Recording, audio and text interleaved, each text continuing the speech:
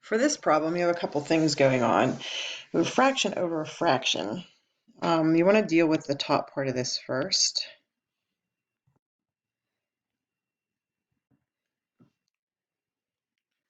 So let me just see if I get my pen to work here.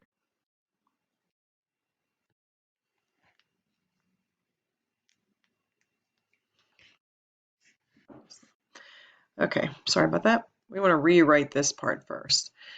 So looking at all your bases, I see a 64, a 16, and another 64. So I know I can rewrite all these in base 4.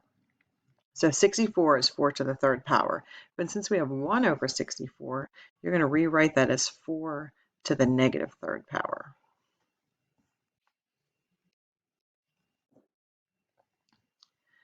And then you already have that exponent of a 2x up there, so you want to go ahead and multiply. And then take care of your denominator. I'm going to do my 16. I'm going to rewrite this 16 as 4 to the second power. Then again, when you have those exponents already in the original problem, you want to multiply.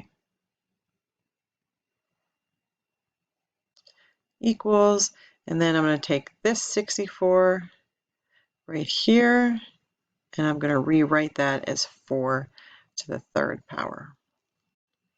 And then multiplying my exponent. So now we have everything to a base 4. So looking at the left side, you're dividing two things with the same base, so you have to subtract your exponents. So you're going to keep your base 4. You're going to take your upper exponent, which is negative 6x, and you're going to subtract your lower exponent.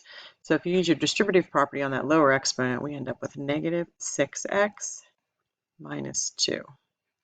So you have to be careful with these ones because you always want to make sure that you're distributing this negative sign here whenever you have more than one term in the denominator's exponent. Equal to, and then we're going to go and multiply this exponent, 3 times 3x, which is going to give me a 9x. Okay, so now you have your bases the same.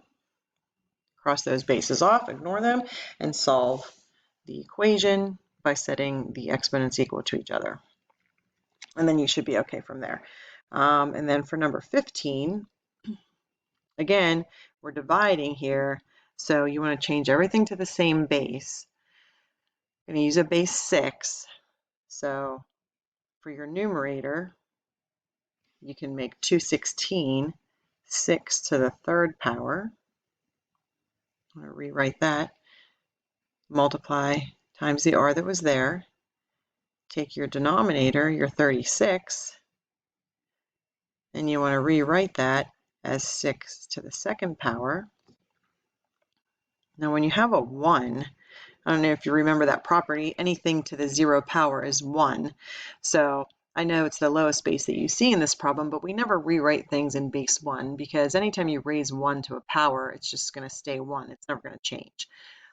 So you just take the base that you're using base 6 here, and you raise it to the 0 power because anything to the 0 power equals 1.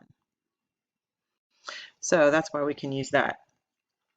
And now we have our bases are all the same, so now we can go ahead, subtract our exponents here. So we have 6 to the 3r minus 2 equals 6 to the 0.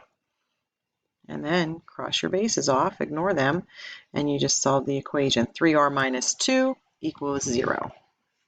Okay, I hope that helps.